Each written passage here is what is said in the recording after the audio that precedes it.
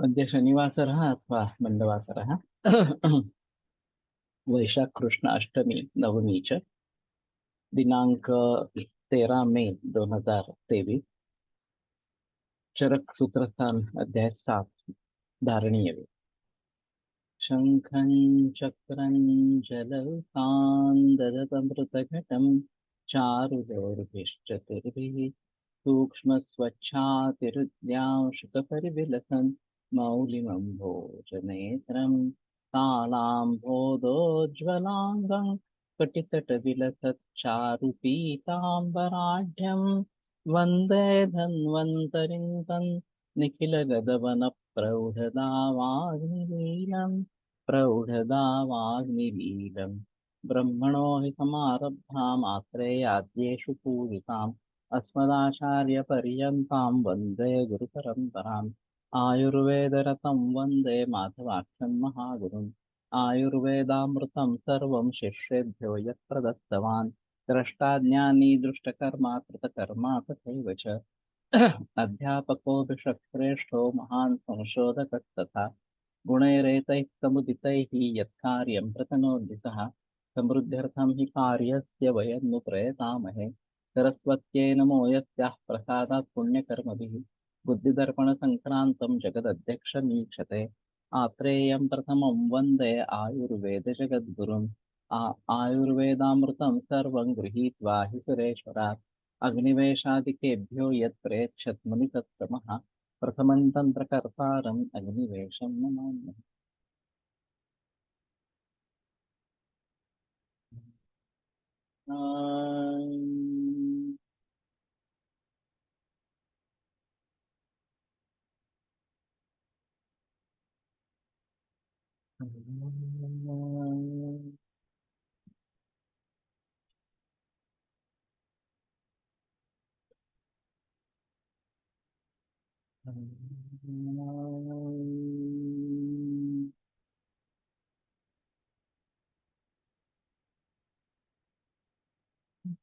ओम शांति शांति शांति।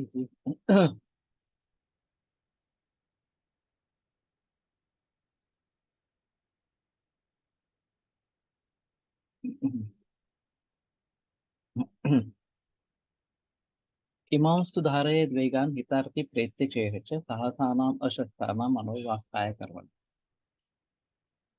तो इह एवं प्रेत्य परलोके च यः हितार्थी सः इमान् वेगान् धारयेत् कीदृशानाम् अशस्त्राणां साहसानाम् एवं मनोवाक्काय कर्मणाम् तर्हि एतेषां वेगानां विधारणं कार्यम् एतेषाम् अविधारणं न कार्यम् इति। तो जो इहलोक और परलोक दोनों में हित चाहता है वो अप्रशस्त इस प्रकार के साहस मनोवाक्काय कर्म इनका धारण करे इस प्रकार। तो ये धारण करने का मतलब ऐसा है कि जब वेग उत्पन्न होते हैं तो धारण करना है, ये एक बात। वास्तविक मूल रूप से वेग उत्पन्न ही न हो इसके बारे में कोशिश करना जरूरी इस प्रकार का है। तो ये रज और तमस से जुड़े हैं और सत्वगुण प्रबल हो जाता है, रजस तमस ये कम हो जाते हैं तो फिर ये बात नहीं होती और उसके लिए जो उसका कार्य है वो भुगतना नहीं पड़ता इस प्रकार। लोभ शोक भय क्रोध मान वेगान विधारे नैर्लज्जेर्षातिरागाणाम अविद्यायाश्च बुद्धिमान। तो बुद्धिमान व्यक्ति किन किन वेगों का धारण करे। लोभ इस प्रकार से, लोभा विषय अनुचिता प्रार्थना, किसी भी की विषय के बारे में अनुचित इस प्रकार की प्रार्थना, ये लोभ है। महात्मा गांधी ने एक जगह कहा था there is enough food for everybody but it can't satisfy the greed of anybody. कि सभी लोगों के लिए पर्याप्त अन्न उपलब्ध है लेकिन किसी का लोभ ज्यादा है तो उसके लिए कुछ भी नहीं कर सकते, उसके लिए कुछ भी काफी नहीं होगा इस प्रकार। तो मुझे ही सब चाहिए, दूसरों को कुछ होना ही नहीं चाहिए, इस प्रकार के, और मुझे जितनी जरूरत है उससे कहीं ज्यादा मुझे चाहिए, ये बात जो है ये बराबर इस प्रकार की नहीं है। और फिर इसके जरिए अधर्माचरण में प्रवृत्ति इस प्रकार की हो जाती है। लोग ऐसा मानते हैं कि संपत्ति के ऊपर ही सभी सुख निर्भर है। कुछ भी हम खरीदना चाहते हैं, उपभोग लेना चाहते हैं, तो हमारे पास संपत्ति होनी चाहिए, और वो कितनी होनी चाहिए उसका कोई उसकी कोई मर्यादा इस प्रकार की नहीं है। तो करोड़ों रुपए लोग घर में इकट्ठा करके जमा करके रखते हैं इस प्रकार से। और अभी का राजकारण ऐसा है कि आपको इलेक्शन जीतनी है, तो आपके पास बहुत पैसा होना चाहिए, ब्लैक पैसा इस प्रकार का होना चाहिए, तभी आप चुनाव जीत सकते हैं। एक विशेष सर्कल बन गया है। पुराने जमाने में कुछ कुछ लोग इस प्रकार के थे, गब्बर प्रधान वगैरह इस प्रकार के, जो आदर्श इस प्रकार के थे। लेकिन अभी उसी को टिकट दिया जाता है जो धनवान हो और जिसके पास ब्लैक मनी हो इस प्रकार। फिर वो राजकारण में आके आमदार खासदार बन के पैसा कमाना शुरू कर देता है उसी मार्ग से इस प्रकार। और ये सिलसिला चलता ही आ रहा है, इसमें कोई संदेह की बात नहीं है। तो ये लोभ के कारण इस प्रकार का हो रहा है। और अंत में हमारे का साथ क्या जाता है, तो सिर्फ कर्म जाता है। ये पैसा हमारे साथ नहीं जाता, और इसलिए जितना चाहिए उतना ही कमाना चाहिए। अगर मुझे मिल रहा है ज्यादा, ऐसा भी समझो, तो दानम भोगो नाशा तिसरो गतव्य भेवंती वित्त से, ये भगवती का प्रख्यात वचन है। दान, उपभोग या नाश, ये तीन ही गतियां पैसों की होती है। क्यों न दाता न भूंगते तस्य तृतीया गतिर्भवति। जो दान नहीं देता या उपभोग भी नहीं लेता, उसकी तृतीय गति, नाश की गति है, वो अपने आप हो जाती है इस प्रकार। तो बहुत सारे लोग ऐसे हैं कि इनको मदद की जरूरत है। हाँ, और उनके पास अगर ये मदद पहुंच जाती है, तो उनका भी भला हमारा भी भला, इस प्रकार का है। इसलिए मैंने वो बीच में श्रृंखला चलाई थी, ऋण श्रृंखला, दान श्रृंखला और दान, ऑडियो में मैंने बताया था, और मैंने बीच में एक व्याख्यान में उसके बारे में बहस भी की थी। तो जितना हमें चाहिए, जितना हमें उपयुक्त है, उतना ही लेना। ज्यादा लेने की कोशिश करेंगे तो एक हमारे सेहत के लिए भी अच्छा नहीं है, और समाज धारणा के लिए भी अच्छा इस प्रकार का नहीं है। तो इस प्रकार के लोभ को टालना है।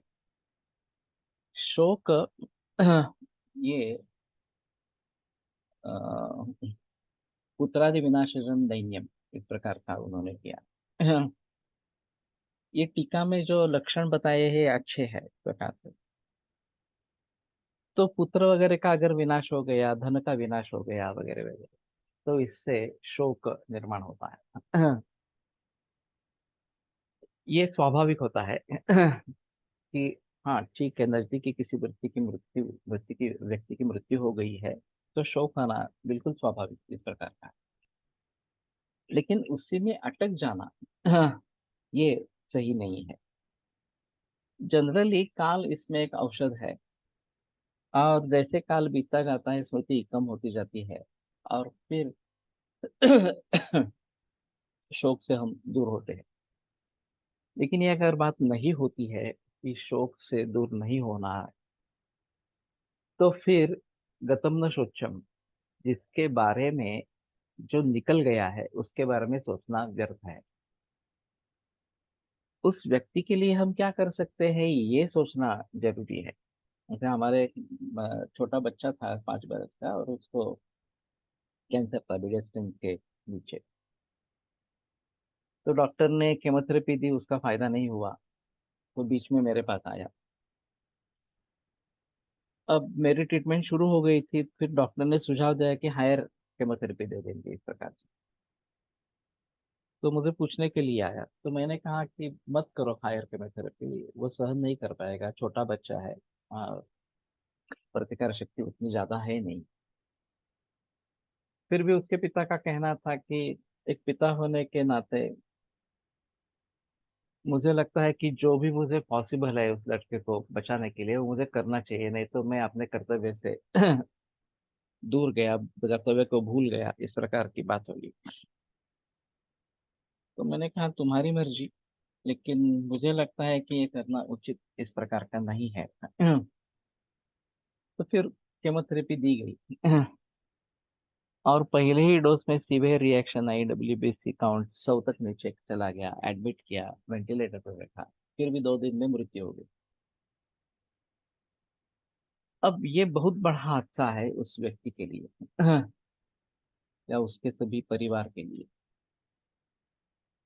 फिर उसने उसमें से जो अर्थ निकालना था वो निकाला, और वो सुभाष पालेकर का छात्र बन गया, पुरस्कर्ता उसका बन गया। IT में काम करता है, 5 दिन सोमवार से शुक्रवार IT में काम करता है, शनिवार रविवार dedicated to Subhash Palekar natural farming. तो शोक करने से आगे कुछ नहीं होगा, उस शोक का रूपांतर हम किसी अच्छी चीज में कर सकते हैं, उसके सहारे कुछ निर्णय ले सकते हैं, तो बेहतर इस प्रकार का रहेगा।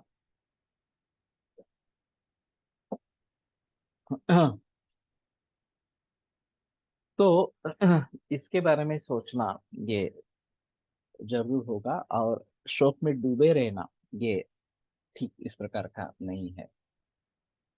भयम अपकार का अनुसंधानजम दैन्यम। भय जो है वो अपकारक, कोई व्यक्ति है जो हम पर अपकार करना चाहती है, और उसके जरिए जो दैन्य निर्माण होता है वो भय इस प्रकार का। यही एक बड़ी समस्या है, भय इस प्रकार की। बहुत सारे व्यक्तियों को विभिन्न प्रकार का फोबिया, भय इस प्रकार का रहता है। ये कुछ भी बात हो सकती है। तो इसमें से जिसके बारे में जरूर सोचना है, इस प्रकार के कुछ भय हो, चाहे कोई हमारे नुकसान करने पर तुला हुआ इस प्रकार का हो, तो उसकी शक्ति क्या है, मेरी शक्ति क्या है, मेरा अबलत्व कहाँ पे है, उसका अबलत्व कहाँ पे है, इन सभी बातों को सोचकर अच्छी तरीके से ध्यान में रखते हुए फिर हमें सोचना है कि मुझे क्या करना है। इस भय का मूल रूप से निराकरण होना जरूरी इस प्रकार का। कोविड-19 में जो मृत्यु हुई ज्यादातर वो भय के कारण हुई। क्योंकि भय का इतना बड़ा माहौल खड़ा कर दिया, और असमर्थता भयंकर नाम कि अस्पताल में एडमिशन के लिए जगह नहीं है, वेंटिलेटर नहीं मिल रहा है, रेमडेसिविर नहीं मिल रहा है, वगैरह वगैरह इस प्रकार। तो ऐसी पैनिक सिचुएशन जब आती है तो क्या कर सकते हैं, इसके बारे में सोचना अनिवार्य इस प्रकार का रहेगा। काफी मरीजों ने इस समय में आयुर्वेद की सहायता ली, और वो ठीक भी रहे, ठीक भी हो गए इस प्रकार। तो सभी दृष्टि से विचार करके किस चीज का भय है और क्यों है, ये अगर हम समझ सकेंगे तो उसमें से बाहर निकल सकते हैं। कोलटकर सर के यहाँ एक मुझे अभी पक्का याद नहीं है, रुद्र का मरीज था एक्चुअली, और भीति बहुत ही रहती थी इस प्रकार से। तो ओजक्ष है ऐसा विचार करके सर ने जीवनी औषध क्षीर, सिद्ध क्षीर और सुवर्ण वगैरह इस प्रकार की कुछ दवाइयां दे दी। वो सुधर गया। और फिर ठीक हो गया इस प्रकार। तो जीवनीय औषध क्षीर रसाध्यास तत्र भेषजम, ये एक है। अभिरु ये एक शतावरी का पर्याय है, वो जीवनीय भी है, और अभिरु नाम से अगर हम शतावरी का प्रयोग करते हैं तो ये भयनाशन होता है। तगर एक अच्छी वनस्पति है जो भयनाश के लिए उपयोगी इस प्रकार की है। धीरा गुड़ुची, ये धीर देने वाली इस प्रकार की वनस्पति है। धीरा विदारी, ये भी हम प्रयोग में ला सकते हैं। तो कहने का तात्पर्य आता है कि अगर भय ये कारण है तो उसके लिए इस प्रकार से भय दूर करने वाले चीजों को अपनाना, और जिस कारण से भय है उसमें ज्यादा से ज्यादा क्या हो सकता है ये समझ लेना, ये बहुत जरूरी इस प्रकार का रहेगा। मेरा जब ये करवे नगर का चल रहा था, मानस भाव का चिकित्सा में उपयोग किया है, जैसे मन में देह दुख भय देह कर्म का, ये अलग बात है। भय का इस प्रकार से फायदा कर लेना कि विप्लुत इस प्रकार का उसका जो मन है सर्वथा विप्लुत, वो ठिकाने पे लाने के लिए मृत्यु भय दिखाना, ये वहां पे चिकित्सा इस प्रकार की है। तो ये एक अलग बात है, लेकिन भीति से ओजक्षय और फिर ओजक्षय के जरिए विभेति दुर्बलो भीषण न्याय व्यथित इंद्रिया वगैरह लक्षण होते हैं, तो ये भय को दूर करना ये आवश्यक इस प्रकार का है। जब हमारा ये कंस्ट्रक्शन चल रहा था करवे नगर का, तो काफी दिक्कतें उसमें आई। गुंडागर्दी हमारा एक पड़ोसी था, तो बड़ा लालची था, और फिर उसने हम पर मुकदमा लड़ाया पहले, उसमें वो हार गया। तो फिर उसने इस मार्ग का अवलंब किया कि गुंडागर्दी करके किसी न किसी तरीके से मुझसे पैसे प्राप्त करना। तो वो बार बार हमें प्रत्यवाय निर्माण करता था, मुसीबतें खड़ा खड़ा खड़ी करता था। ये 5 बरस तक चला था। तो सभी लोगों ने मुझे कहा कि छोड़ दो, जाने दो, प्लॉट गया तो गया, नहीं तो उसको पैसे देने पड़े तो ठीक है, वो भी दे दूंगी। लेकिन मैंने कहा नहीं, मैं तो नहीं करूंगा इस प्रकार से। और हमारे लिए क्या रास्ता है, तो पुलिस यही रास्ता है, या कोर्ट यही रास्ता है। तो मैं करता रहा उस प्रकार से। तो उसमें ज्यादा से ज्यादा क्या हो सकता था, ये भी बात सोचनी है। अगर उसने हमें कभी धमकी नहीं दी, उसमें जो मेन था वो बीजेपी का था, उसका सहायभूत जो था वो शिवसेना का था इस प्रकार से। उस समय में मेरा उपराष्ट्रपति के हाथों सत्कार हुआ था। और यहाँ महाराष्ट्र स्टेट में भी शंकरराव चव्हाण हमारे कुलपति थे, उनके पत्नी को मेरी ट्रीटमेंट चल रही थी। तो ये बातें वो जानता था कि मेरी पहुंच सेंट्रल में भी है, स्टेट में भी है इस प्रकार से। तो हमें कभी धमकियां नहीं दी गई, या मेरे घर वालों को कुछ नहीं धमकियां दी गई। जो भी करते थे वो कामगार के ऊपर करते थे इस प्रकार। तो अंत में मेरी एक छात्रा, उसका भाई एसीपी था यहाँ पे पुणे में, उसकी मदद मिली, और फिर ये मामला सुलझ गया। उसके पहले हमने गायत्री लघु पुरस्चरण किया, अथर्व शीर्षे के कई सहस्रावर्तन किए, वगैरह वगैरह इस प्रकार। तो इस प्रकार का अगर भय है कि जहां मारपीट होने की संभावना है, बच्चों के बारे में कुछ हो सकता है, वगैरह वगैरह इस प्रकार, तो क्या हो सकता है क्या नहीं हो सकता, उसके लिए प्रतिबंध कैसे करेंगे, इन सभी के बारे में सोचना है। उसके लिए जो उपाय सोचने हैं वो करने हैं। केवल भयभीत होकर काम नहीं चलेगा इस प्रकार से। वे मेरा भाग्य रहा कि लोगों की मदद मिली, ईश्वर की भी सहायता मिली इस प्रकार से, और फिर मामला सुलझ गया। और फिर 2005 में हमारा कंस्ट्रक्शन पूरा हो गया। तो भय जो है वो उसको देखना इस प्रकार का है। क्रोधः प्रद्वेषो येन प्रज्वलितम् इव आत्मानं मन्यते। क्रोध ये प्रद्वेष इस प्रकार का है, जिससे हम अंदर से जल रहे हैं, इस प्रकार की अनुभूति होती है। तो ये कुछ लोगों का स्थायी भाव इस प्रकार का होता है, और किसी भी बात पर गुस्सा कर जाते हैं, और वो गुस्सा काबू में नहीं रहता। उसी समय व्यक्त हो जाता है, तो नाकार्यमस्ति बुद्धस्य नावाच्यम अपि विद्यते। वृद्ध व्यक्ति के लिए कुछ भी अकार्य नहीं है, कुछ भी अवाच्य नहीं है, कुछ भी बोल देते हैं, कुछ भी कर देते हैं। तो ये बड़ी डिफिकल्ट इस प्रकार की सिचुएशन है।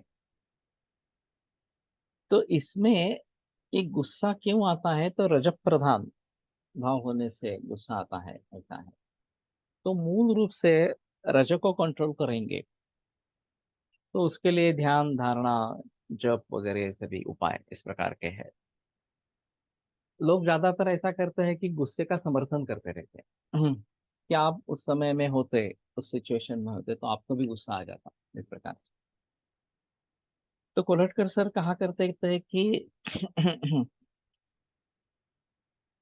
गुस्सा योग्य है या अयोग्य है ये बात नहीं, गुस्सा हित है या अहित है ये बात सोचिए।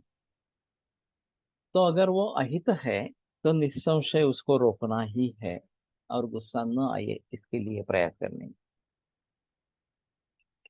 अब आयुर्वेद भारत में अल्टरनेटिव मेडिसिन है, इससे मुझे बहुत गुस्सा आता था। लेकिन सिर्फ गुस्सा करने से तो बात नहीं होगी ना, कि आयुर्वेद अल्टरनेटिव क्यों है, इसके बारे में सोचना जरूरी इस प्रकार का पड़ेगा। तो किन मुद्दों पर एलोपैथी राज करी है पूरे विश्व पर? तो फार्मेसी की डेवलपमेंट, और इन्वेस्टिगेशन की डेवलपमेंट, और सिम्टोमेटिक रिलीफ, ये तीन मुद्दे हैं। कि इन्वेस्टिगेशंस में जो आ रहा है, चाहे ब्लड प्रेशर बढ़ गया है, चाहे थायराइड बढ़ गया है, चाहे और कुछ कोलेस्ट्रॉल बढ़ गया है वगैरह, उसके लिए फार्मेसी से कौन सी दवा देंगे तो ये कम हो जाएंगे, आपको दिखा सकेंगे कि देखो इतना कोलेस्ट्रॉल था, अब इतना हो गया है, इस प्रकार से। तो लोग मान जाते हैं, ऑब्जेक्टिव पैरामीटर्स इस प्रकार का है। और वेदना है तो वेदना शमन औषधियों का प्रयोग करेंगे, स्टेरॉइड्स का प्रयोग करेंगे, तो मुक्ति मिलती है वेदना से तात्कालिक। इसके जरिए एलोपैथी पूरे विश्व को उसने व्याप्त कर लिया। और वो साइंटिफिक सिस्टम बन गई। वो वास्तविक साइंटिफिक सिस्टम है ही नहीं, लेकिन उसको साइंटिफिक सिस्टम माना गया। और फिर उसके दृष्टि से आयुर्वेद, होम्योपैथी, चाइनीज वगैरह शास्त्रीय है या नहीं है, इसके बारे में बहस हो रही। ये काफी अजीब माहौल इस प्रकार का है। आयुर्वेद तो हजारों बरस पुराना है, एलोपैथी क्या उसको जज करेगी? लेकिन वो अभी सत्ता स्थान में है, तो वो चाहे वो उस प्रकार से कर सकते हैं। और ये बहुत डीप रूटेड है। एक वैद्य का सत्ता करके एक वैद्य डॉक्टर आनंद नाडकर्णी की किताब है, जो साइकेट्रिस्ट है, काफी पुरानी किताब है। तो pharmaceutical industry, insurance company, hospital management group, और अभी कुछ हद तक ये न्यूट्रास्यूटिकल्स वगैरह वगैरह इस प्रकार से, ये पूरे वैद्यक विश्व को कंट्रोल करते हैं। और इन सभी का मतलब समाज रोगी होने में है, क्योंकि तभी फार्मेसी की औषधियाँ बिकेगी, तभी इंश्योरेंस लिया जाएगा, तभी हॉस्पिटल्स में भर्ती होंगे वगैरह वगैरह इस प्रकार से। तो इसमें से अगर बाहर निकलना है, तो मूल रूप से हमें स्वास्थ्य क्या है, वो क्यों बिगड़ता है, बिगड़ने पर क्या करना है वगैरह वगैरह, इसके बारे में सोचना। अभी मैंने जो सीरियल सुबह शुरू की है, निवेश आरोग्य में या गुंतवणूक आरोग्य की, इसका यही मकसद है कि एलोपैथी में इसके बारे में कुछ बहस नहीं है, कुछ तत्व ज्ञान भी नहीं। औला आता हो गए नहीं, बहुत काला पड़ना जान। और फिर स्वास्थ्य अगर बना रहेगा, हमें आरोग्य संपन्न दीर्घायुष्य प्राप्त होगा, तो रोगों से पाला ही पड़ेगा नहीं। रोगों के बारे में सोचने की जरूरत ही नहीं रहेगी। तो ये बेहतर ऑप्शन है। समाज को अगर इसके बारे में सजग किया जाए, उसमें आयुर्वेद का प्रधान रोल है, क्योंकि स्वस्थ से स्वास्थ्य रक्षण, आतुर से विकार उपशमन में दोनों आयुर्वेद के प्रयोजन है। लेकिन योग को भी उसमें जोड़ दिया जाए। तो ये बड़ा अच्छा इस प्रकार का रहेगा। और अगर हम स्वस्थ समाज निर्माण कर पाएंगे, बीमारियां क्यों होती है उसके बारे में सजग कराएंगे, तो कुछ ना कुछ लोग तो बदलेंगे। सभी बदलेंगे ऐसा तो नहीं मानता, लेकिन कुछ ना कुछ लोग तो बदलेंगे। फिर उनके जरिए बाकी लोग भी धीरे धीरे सुधरते रहेंगे इस प्रकार। इसलिए मैंने बहुत सोच समझ के ये श्रृंखला आरंभ की है। और मूल रूप से इसके बारे में काफी बहस हो रही है, अभी मन के बारे में चल रहा है। चिंतन विचार्यम ऊह्यं च ध्येयं संकल्पमे वेच। तो आज ऊहो के बारे में मैंने बात शुरू की थी, वो अधूरी रही है, एक सोमवार को फिर से आगे बढ़ेगी। लेकिन इस प्रकार से क्रोध क्यों निर्माण होता है? अगर क्रोध निर्माण होता है तो उसका फायदा कैसे कर लेने का?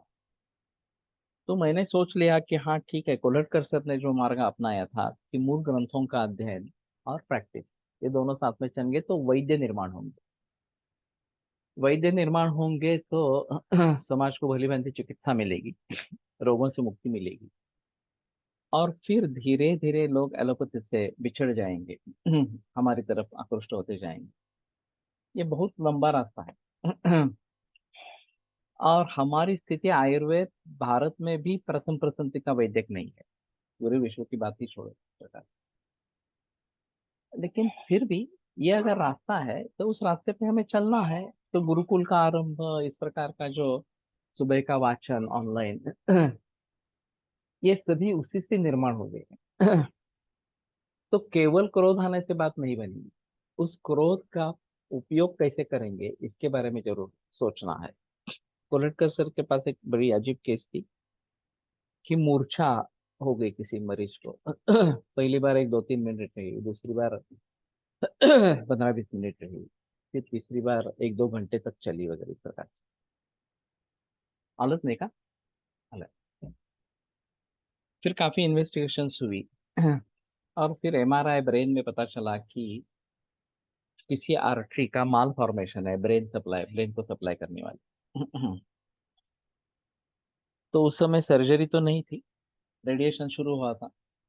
तो उन्होंने सुझाव दिया कि आप रेडिएशन करके देखें। रेडियोलॉजिस्ट के पास गए तो उसने बोला कि मैं करूंगा, लेकिन इसके कुछ भी दुष्परिणाम हो सकते हैं, पैरालिसिस होता है, वाचा बंद हो जाती है वगैरह, कुछ भी होगा। तो आपको अगर ये झेलना ठीक लगता है कि करेंगे तो मैं करूंगा, नहीं तो मैं नहीं करूंगा इस प्रकार।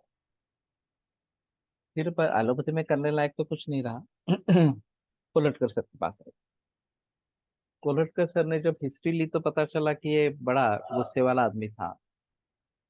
और तीनों दफा जब मूर्छावस्था हुई तो वो संतप्त हुआ था किसी के ऊपर।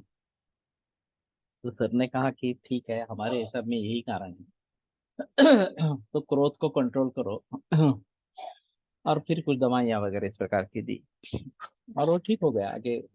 फिर से समस्या आई नहीं, फिर से कभी मूर्छित नहीं हुई इस प्रकार।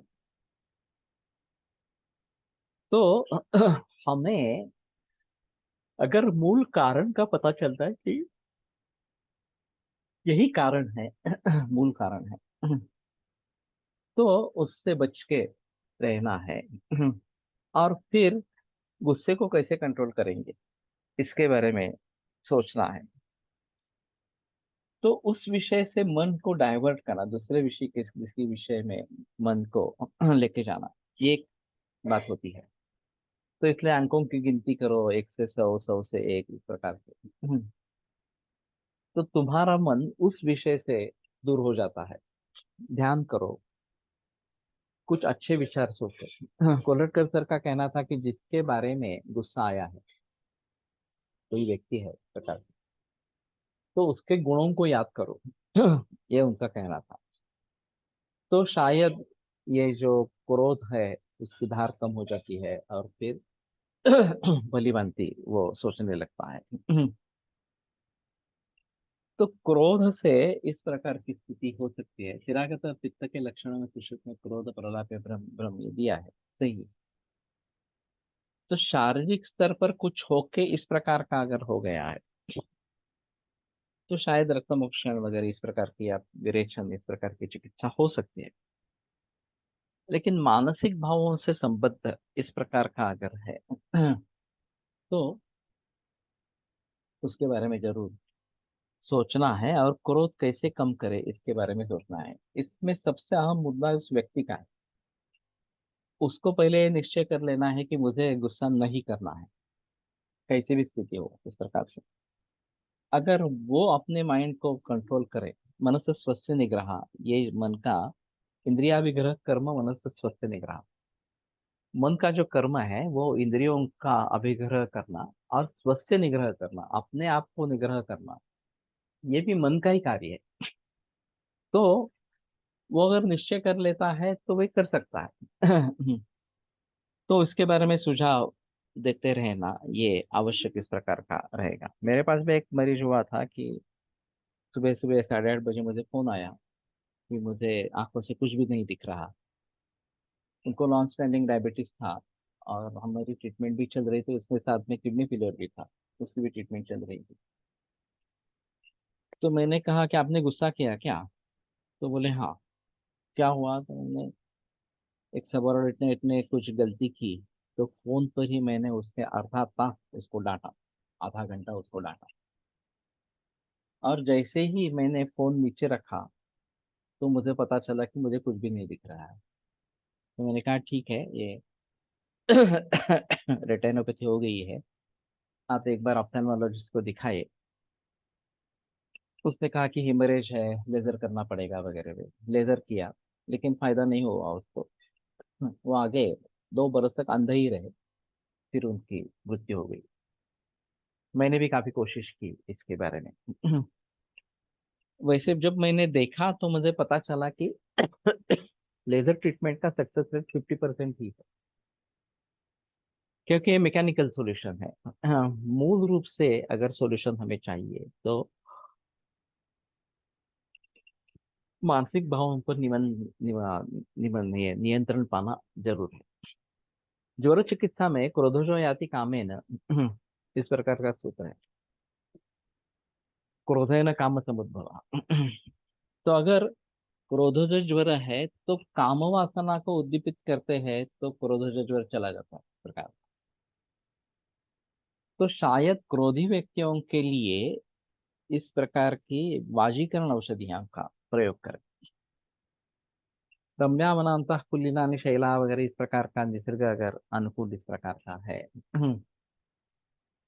और पित्त की चिकित्सा में भी इस प्रकार के काफी काम वासना को उद्दीपित करने वाले इस प्रकार के योग आए हैं। तो इस प्रकार के क्रोध में वाजीकरण दवाइयों का प्रयोग करना, ये एक बात हो सकती है। और फिर काम से क्रोध की शांति इस प्रकार से हो सकती है। तो कहने का तात्पर्य आता है कि क्रोध को कैसे काबू में रखे, ये बड़ी समस्या पूरे विश्व भर में है। जो क्रोधाविष्ट व्यक्ति रहते हैं उनके बारे में ये काफी समस्या इस प्रकार की है। मेरे एक चाचा थे, बहुत ही इस प्रकार के जमदग्नि के अवतार थे। वो गणित और साइंस सिखाते थे स्कूल लेवल में। मैं जब 11वीं में था, तो मेरा भाई, बड़ा भाई, मेरी बेटी बहन, बड़ी बहन, वो भी उनके पास गणित और इसके लिए, साइंस के लिए गई थी। मैं भी गया था। उनका बेटा मेरे ही उम्र का था, तो वो भी हमारे साथ बैठता था। और वो कुछ बताते, इसका आंसर क्या है पूछते, अगर गलत दिया तो थप्पड़ मारते थे इमीडिएटली इस प्रकार से। तो मैंने तो थप्पड़ नहीं खाई, लेकिन मेरे भाई ने बहुत सारी थप्पड़े खाई उनकी इस प्रकार से। तो कहने का तात्पर्य अर्थ है कि ये बाद में वो शांत हो गए 70 के उम्र के बाद, लेकिन तब तक उसकी पत्नी और पूरे परिवार ने उसके क्रोध को झेला इस प्रकार से। काम शोक भय क्रोध हे भाव एकमेकाचा अभिभव करणारे आहे, एक उत्कट झालं की अन्य कमी होतात. सभी प्रतिद्वंद्वी ही है ऐसा भी नहीं है, थोड़ा सा शौक के लिए आनंद है। काम और क्रोध एक दूसरे से प्रतिद्वंद्वी इस प्रकार के हैं, लेकिन लोभ वगैरह के बारे में शायद दान करना वगैरह इस प्रकार की कुछ स्थिति होगी। ये रॉकफेलर के बारे में बताया गया था कि बहुत ही श्रीमान आदमी इस प्रकार का, और उसको घमंड था अपने श्रीमंती का इस प्रकार का। उनकी मुलाकात विवेकानंद जी से हुई। और फिर विवेकानंद ने कहा कि तुम दान करना आरंभ करो, तुमने बहुत सारा पैसा कमाया है और तुम कुछ भी दान धर्म नहीं कर रहे हो। तो वो मान गया, और फिर रॉकफेलर फाउंडेशन काफी प्रख्यात है दान के लिए। तो कहने का तात्पर्य से ये है कि तुरंत से काम मर जाता है। ये भी होता है, दोनं प्रतिद्वंद्वी है एक दूसरे से एक प्रकार से। अशा अर्थाचा संदर्भ आहे बहुतेक चरक किंवा योगसूत्रात. एक क्रोधोज याति कामेन क्रोधेन काम समुद्भवे जर चिकित्सा में चरक में ही है इस प्रकार से। लेकिन ये एक दूसरे के प्रतिद्वंद्वी है। ये शायद कहीं रेफरेंस मिलेगा इस प्रकार से। लेकिन इसमें थोड़ा सावध रहना है कि क्रोध को कंट्रोल करते करते हम काम के अधीन न हो जाए, या काम को कंट्रोल करते करते क्रोध के अधीन न हो जाए इस प्रकार से। तो कहाँ रुकना है, ये बात पक्की ध्यान में रखनी है, तो ये फिर बात होगी। तो क्रोध मानवेगान, भय जाता था शुक्र अतिसार में आश्वासन व हर्षण, इन दोनों का उपयोग प्रतिद्वंद सही है। तो अतिसार चिकित्सा भी है, भयजा और शोकर जाति जाओ, ये भी बताए गए। वैसे मुझे अभी लगता है कि अतिसार तो हमारे सामने है अभी उदाहरण के रूप में, लेकिन भयजा और शोकज काफी विकार होते हैं, रोग होते हैं। कैंसर भी होता है। तो उन सभी में उस भय या शोक को कैसे दूर करेंगे, ये बड़ी समस्या इस प्रकार की है। खासकर किसी नजदीकी रिश्तेदार की मौत, इससे उत्पन्न हुआ शोक शोक ये काफी मुश्किल है इस पर से बाहर निकलना इस प्रकार से। लेकिन जो अध्यात्मवादी इस प्रकार के है, वो शायद उस मार्ग पर चल सकते हैं और उसमें से बाहर निकल सकते हैं। चरक ज्वर चिकित्सा में रेफरेंस है सर, क्रोध की चिकित्सा, वही मैं बता रहा था कि है वहां पे रेफरेंस। क्रोधोजयति कामे में मैंने श्लोक भी बताया। तो इनको कैसे करना है ये देखना चाहिए। मानवेग, ये अपने को दूसरे से उच्च इस प्रकार का समझना, चाहे संपत्ति से हो, चाहे विद्या से हो, चाहे अधिकार से हो, वगैरह वगैरह इस प्रकार। ये मानवेग इस प्रकार का है। और इसका मूल कारण अहंकार है। कि मुझे लगता है कि ये सुपीरियरिटी कॉम्प्लेक्स इस प्रकार का है कि मैं सुपीरियर हूँ और दूसरे तुच्छ है इस प्रकार से, दुर्लक्षणीय इस प्रकार के है। तो इसके जरिए फिर दूसरों के साथ अच्छा बर्ताव नहीं होता, उनका अपमान किया जाता है।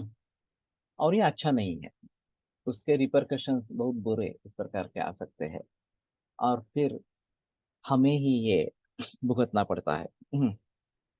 और वास्तव में ज्ञान का इस प्रकार का अभिमान या अहंकार, ये सही नहीं है। हमारा ज्ञान एक समुद्र के एक बूंद की तरफ है, और उसके बारे में हम इस प्रकार का अहंकार कैसे रखेंगे। यथा किंचित न्योहम गजैव मदांध समभवम, जब मुझे थोड़ा थोड़ा समझने लगा तो मैं हाथी हाथी जैसे मदांध हो गया। तदा सर्वज्ञोस्मि इति अवद अवलिप्तम मम मनः, तो मैं सर्वज्ञ हूँ इस प्रकार से मेरा मन गर्व से भर गया इस प्रकार। यदा किंचित किंचित बुधजन सकाशात अवगत, तो सज्जनों से या जो सच्चे रूप में बुधजन इस प्रकार के हैं, उनसे थोड़ा थोड़ा जब मैं सीखने लगा, तदा मूर्खोस्मि ज्वर विमदो में व्यपगता, तब मैं मूर्ख हूँ ऐसा समझकर जरो जैसा निकल जाता है, इस प्रकार का मेरा मद निकल गया। ये नीति शतक का श्लोक है। तो कहने का तात्पर्य अर्थ ये है कि जो अपने को इस प्रकार के ज्ञान में सर्वपूर्ण सर्वसंपूर्ण और सबसे ऊंचा इस प्रकार का मान रहा है, ये उसकी भूल है। जब ये भूल का उस भूल का उसको पता चले, तो इस भूल से वो अलग इस प्रकार का हो जाएगा। बालादपि सुभाषितं ग्राह्यम, बच्चे से भी सुभाषित अगर है तो वो ग्राह्य है। इसलिए यहाँ अभिनिवेश इस प्रकार का नहीं रखना है, मुझे ही सब समझता है, मैं ही सर्वज्ञ हूँ, इस प्रकार का अभिमान या गर्व उसमें नहीं होना है। तो ये सभी बातें अगर हम ध्यान में रखेंगे तो मानवेग को धारण कर पाएंगे। नैर्लज्जेर्षातिरागाणाम अद्विध्यायाश्च बुद्धि। तो लज्जा, ये जुगुप्सित गोपन इच्छा लज्जा तदभाव नैर्लज्जा, जो बातें गुप्त रखनी है वो गुप्त रखना, ये लज्जा है। जैसे स्त्रियों के बारे में शालीन स्त्री ये जो बताई गई है, वो अपने अंगों का प्रदर्शन नहीं करती है। लेकिन निर्लज्ज इस प्रकार की स्त्री हो, अभी जो मॉडलिंग वगैरह सब चल रहा है इस और स्त्री का जो रूप समाज माध्यम में प्रस्तुत किया जा रहा है, अब ये बड़ी समस्या है कि स्त्रियां कितनी सुरक्षित इस प्रकार की है। चाहे वो इस प्रकार का दिखावा नहीं कर रही, तो भी इस प्रकार के दृश्यों से जिन पुरुषों को प्रेरणा मिलती है और कामेच्छा बढ़ जाती है, वो किसी ना किसी तरीके से उनको त्रस्त करते हैं, औरतों को त्रस्त करते हैं इस प्रकार से। और इसमें नुकसान औरत का ही है। तो स्त्री मुक्ति, ये जो बात शुरू हुई, तो मुक्ति का मतलब क्या है और कहाँ तक मुक्ति चाहिए, इसके बारे में ज्यादा बहस हुई नहीं है। वैसे पुरुष जब स्वतंत्र कहा जाता था, अपने आप पैसा कमाता था, बाहर जाता था वगैरह वगैरह इस प्रकार, तो उस पर पाबंदी नहीं थी। लेकिन स्त्रियां इस प्रकार से बाहर जाती है, खास करके रात में बाहर जाती है, और अगर इस प्रकार का कुछ हादसा हो गया, बलात्कार वगैरह इस प्रकार, तो जिम्मेदार कौन? तो हमें सावध रहना, यही आवश्यक इस प्रकार की बात रहेगी। और लज्जा युक्त इस प्रकार का होना, यही बात रहेगी। अभी पीसीओडी की समस्या बढ़ रही है, हार्मोनल इम्बैलेंस की समस्या बढ़ रही है, उसमें स्त्रियों में पुरुषी भाव जागृत होना, ये भी एक अहम कारण इस प्रकार का है। और फिर हम सभी क्षेत्र में पुरुषों के बराबर है, इस प्रकार से ये ईर्ष्या जागृत होती है, तो कम से कम कपड़े पहनेंगे तो भी कुछ प्रॉब्लम नहीं है, इस प्रकार से मानते हैं। और विदेशों में तो ये काफी प्रचलन है। कामशोक को भय क्रोध हर्षेर्षा लोभ संभवान परस्पर प्रतिद्वंद्व ही इभिरेव शमम में। तो सीधा डायरेक्टली चरक में ही रेफरेंस मिल गया, मुझे याद नहीं था अभी, 6 9 शायद उन्माद में होगा इस प्रकार से। तो परस्पर प्रतिद्वंद्व इस प्रकार से है, तो उनका प्रयोग वहां पे करना है। तो जो गोपनीय बातें हैं उनको प्रकट न करना, ये एक अहम मुद्दा इस प्रकार का है। अभी जो ये डीआरडीओ के प्रमुख को ये किया गया, और हनी ट्रैप, ये काफी मात्रा में प्रयोग में लाया जाता है। खास करके जब जानकारी पानी है लोगों से, तो हनी ट्रैप का प्रयोग किया जाता है, औरतों को इसके बारे में नियुक्त किया जाता है इस प्रकार। और बड़े बड़े लोग भी इसमें फंस जाते हैं, ये एक अहम मुद्दा इस प्रकार का है। नारी तुम केवल श्रद्धा हो जयशंकर। फिर भी मुझे पता नहीं चल रहा जयशंकर कौन है ये। हमारे जो परराष्ट्र मंत्री है उनका नाम भी जयशंकर है।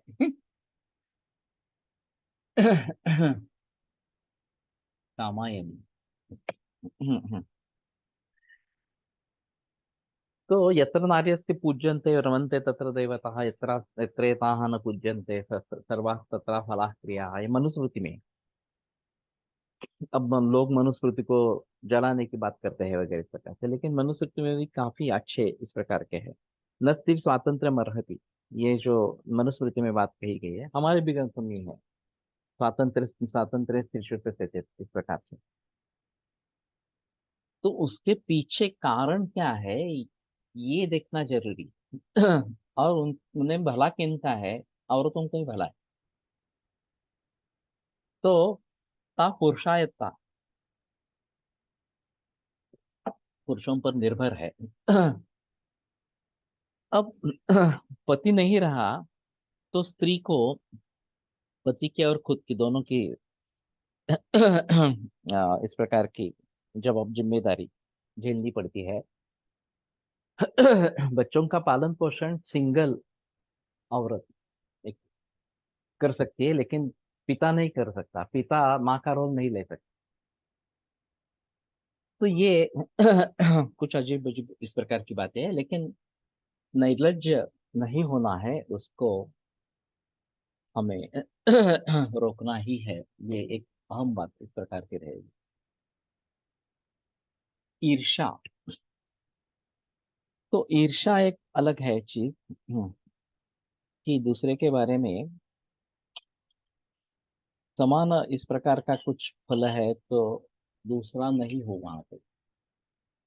सामान्य द्रव्य परस्पर पर संबंध प्रतिषेध इच्छा ईर्ष्या इस प्रकार से। तो मुझे ही मिले, दूसरे को नहीं मिले, इस प्रकार का भाव, ये ईर्ष्या है। वाग्भट ने उसको एक अच्छा ट्विस्ट दिया है, हे तो ईर्ष्य फले न तू। ईर्ष्या करनी ही है तो कारणों की ईर्ष्या करो। उसका पहला नंबर क्यों आया? तो उसने नियमित रूप से अभ्यास किया। प्रश्नों के उत्तरों का सराव इस प्रकार का किया, गुरुजनों को उत्तर दिखाए इस प्रकार से। उनसे मार्गदर्शन लिया। तो ये कारण है जिसके कारण उसका पहला नंबर आ गया। तो उन कारणों की ईर्ष्या करो। तो तुम्हारा भी पहला नंबर आएगा। अगर नहीं आएगा कम से कम तो ईर्ष्या का जो परिणाम है वो तो नहीं होगा इस प्रकार से। तो भर्तृहरि का एक श्लोक है, यद धात्रा निजभाल पट्ट लिखितम स्तोकम महत्वा धनम। विधाता ने, ब्रह्मदेव ने हमारे सर पर थोड़ा या ज्यादा धन जो कभी लिखा है, तत्प्राप्त होती मरुस्थले नितराम वैरवच नादोदिकम नातोदिकम।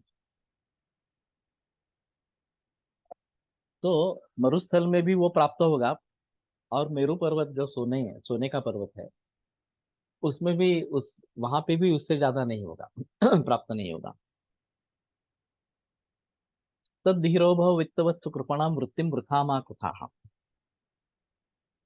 तो धीर बनो। और जो धनवान है उनके बारे में मत्सर ईर्ष्या करना छोड़ दो इस प्रकार से।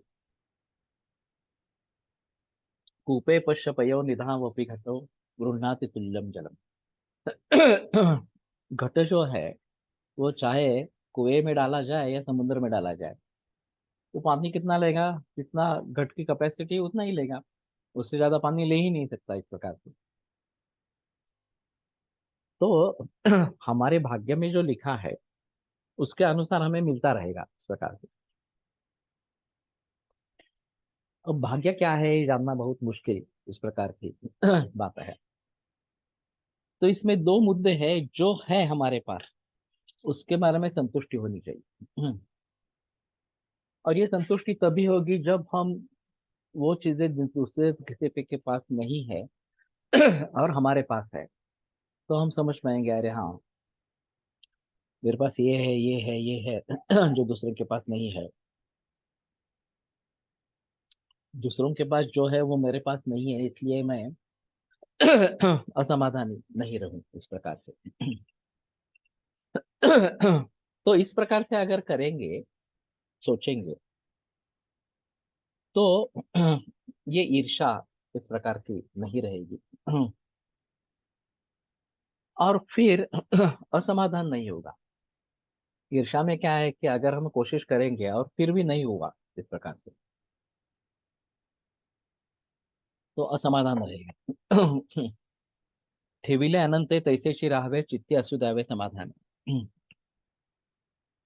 तो जैसे हमें रखा गया है उस प्रकार से रहो, चित्त में समाधान होना जरूरी। अब कुछ लोग कहेंगे कि इसके बारे में अगर हम प्रयास ही नहीं करेंगे तो उन्नति या तरक्की होगी ही नहीं इस प्रकार से, तो वो करनी है नहीं करनी है? तो करनी है। काम्य कर्म एक बताया जाता है, निषिद्ध कर्म एक बताया जाता है। जो अधर्मजनक है वो निषिद्ध कर्म है, लेकिन जो सभी के लिए फायदे का है, अच्छा है, वो काम्य कर्म कर सकते हैं। मुझे भी इस प्रकार से कुछ मिलेगा और लोगों को भी उससे फायदा होगा, ऐसी अगर स्थिति है तो इस प्रकार के काम्य कर्म तो कर सकते हैं इस प्रकार से। तो मुझे ये सोचना है कि मैं क्या चाहता हूँ। अगर मुझे लगता है कि मेरे पास कार होगी तो मैं एकदम सुखी हो जाता, समाधानी हो जाता इस प्रकार से। तो ठीक है, कार खरीदने के लिए क्या करना चाहिए, पैसे कैसे इकट्ठा करने हैं, धर्म के अधीन रहते हुए, ये सोचो। इस प्रकार कार मिल गई तो समाधान है, अगर नहीं मिली तो जो है उसमें भी हमें समाधान होना जरूरी इस प्रकार का रहेगा। तो ईर्ष हाँ। हम्म, इसमें हमें जरूरत किसकी है ये कैसे समझेंगे? तो मेरी जो किताब है गुंतवणूक आरोग्याची पहले थी, अब बसा आरोग्याचा इस प्रकार से, उसमें मूलभूत जरूरत है हितायु लक्षण में है इस प्रकार से, बराबर। परस्वाद उपरतस्य इस प्रकार का वहां पे बताया गया है। तो अन्न वस्त्र निवारा ये मूलभूत इस प्रकार की जरूरतें मानी जाती है, और आरोग्य भी उससे मूलभूत, ज्यादा मूलभूत इस प्रकार की आवश्यकता है, जरूरत है। तो उनको पाने के लिए तो कोशिश करनी ही है, उसमें संदेह की बात नहीं। लेकिन होता है इस प्रकार से, हितैषण पुनः भूतानाम, ये थोड़ा सा उससे आगे है इस प्रकार से। तो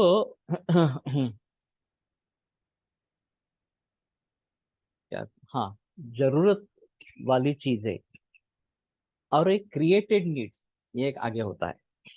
ये हमने निर्माण की है जरूरतें, और इस निर्माण की हुई जरूरतों में हम फंस जाते हैं। मकान चाहिए, जितना हमें पर्याप्त है उतना मकान चाहिए, लेकिन उससे भी ज्यादा मकान चाहिए, बड़ा मकान चाहिए इस प्रकार से। फिर उसमें ये सुविधाएं होनी चाहिए वगैरह वगैरह।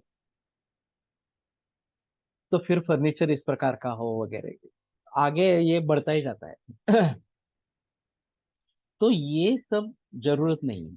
मेरी बेसिक नीड क्या है, घर चाहिए इस प्रकार से। अगर मेरे पास पैसे है और मैं ये क्रिएटेड नीड्स को पूरा कर सकता हूँ तो ठीक है, फिर भी। लेकिन पैसे नहीं है फिर भी मुझे जरूरत महसूस होने लगती है, ये गलत इस प्रकार का। अभी फिलहाल ये परिस्थिति बन गई है कि न्यूक्लियर फैमिलीज है। माता पिता अलग, लड़के और अपना पोते वगैरह अलग इस प्रकार के। तो ऐसी हालत में अगर हम जरूरत से बड़ा मकान ले लेंगे, जरूरत से बड़ी कार ले लेंगे वगैरह इस प्रकार के, क्योंकि मैं उपभोग लेना चाहता हूँ। तो ऐसा करने से क्या होता है कि डिमांड बढ़ जाती है पैसों की।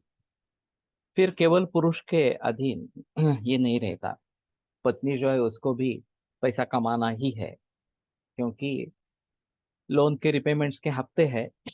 तो दोनों अगर काम करेंगे, दोनों कमाएंगे तो ही बात हो सकती है इस प्रकार से। तो बच्चों की तरफ कौन देखेगा? ये बड़ी समस्या है। और फिर बच्चों की तरफ ध्यान नहीं दिया गया, उनमें इन्वेस्टमेंट नहीं हुई हमारी।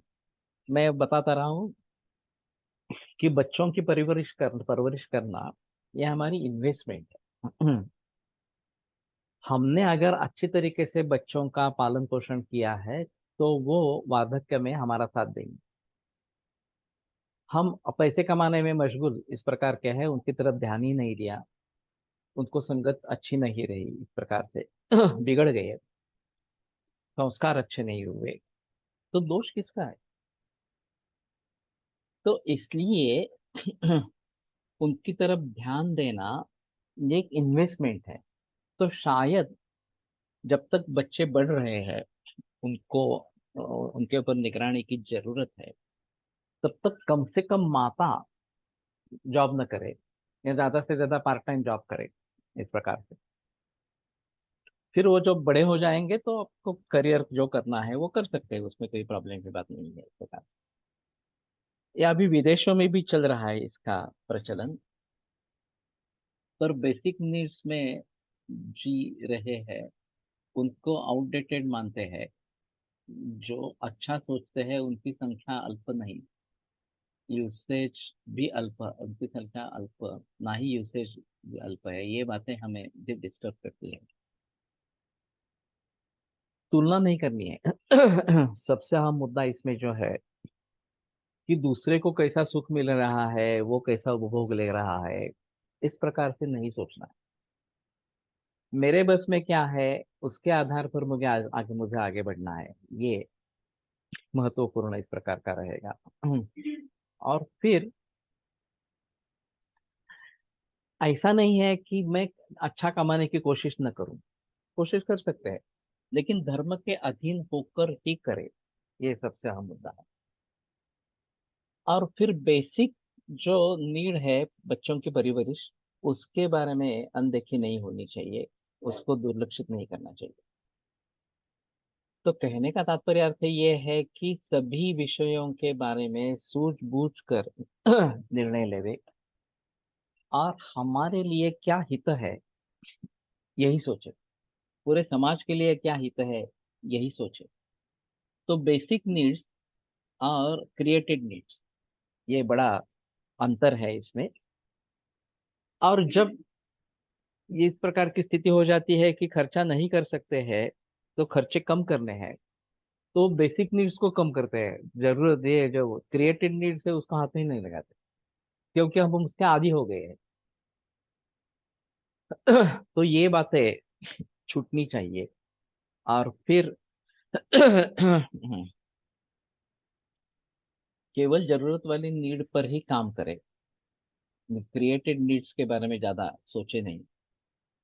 और सादी जिंदगी, ये एक अहम मुद्दा है। नारायण मूर्ति, सुधा मूर्ति वगैरह इस प्रकार के कई उसके आदर्श है। बहुत सारा पैसा कमाने पर भी, या छोटे घर में रहते हैं इस प्रकार के, उन्होंने बच्चों पर जो संस्कार किए हैं वो भी इसी प्रकार के संस्कार हैं। तो ये महत्वपूर्ण मुद्दा रहेगा। मैंने एक अनुभव बताया था कि छोटी कोई लड़की घर में काम करने के लिए आती थी, और इन्होंने सोचा कि ये छोटी लड़की है, इसकी जिंदगी इस तरीके से बर्बाद करने का हमें कोई अधिकार नहीं है। तो हम खुद अपना काम करेंगे, उसको नहीं रखेंगे इस प्रकार। दूसरी बात इसमें इसमें ऐसी है, वो नहीं रखेंगे तो वो पैसा उसको चाहिए तो दूसरे किसी के पास वो चली जाएगी, ये एक बात रहेगी। लेकिन उसकी परवरिश के लिए अगर हम कुछ सोच सकते हैं, वो स्कूल में जाए उसके बारे में हम सोच सकते हैं, तो ये अच्छा कदम इस प्रकार का रहेगा। तो हमें सभी प्राणी मात्रों के हित के बारे में सोचना है। और जहां तक हो सकती है दूसरों को मदद करनी है। ये अहम मुद्दा इस प्रकार का रहेगा। और ऐसा नहीं समझना कि मैं मदद कर रहा हूँ, मैं बहुत बड़ा काम कर रहा हूँ, ऐसा भी नहीं। उसका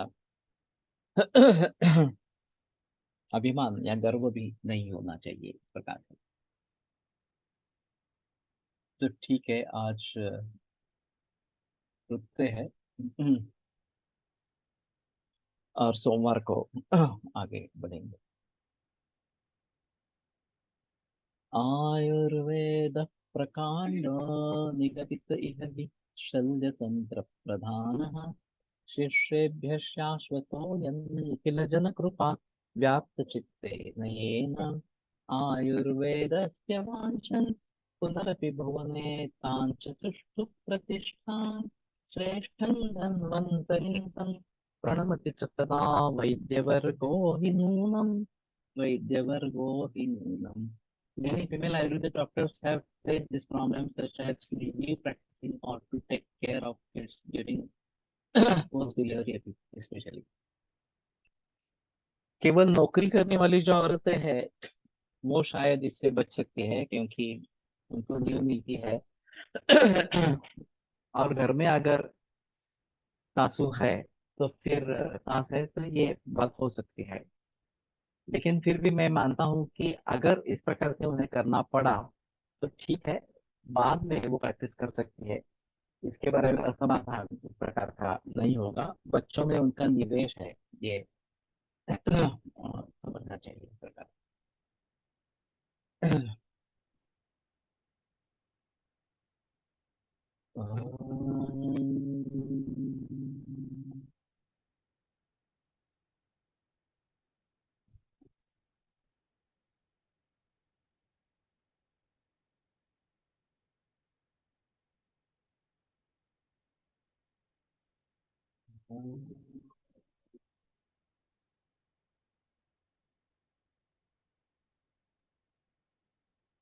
ओम शांति शांति शांति। विरम्यते व्याख्यानं परश्वः पुनः श्रुति भविष्यामः।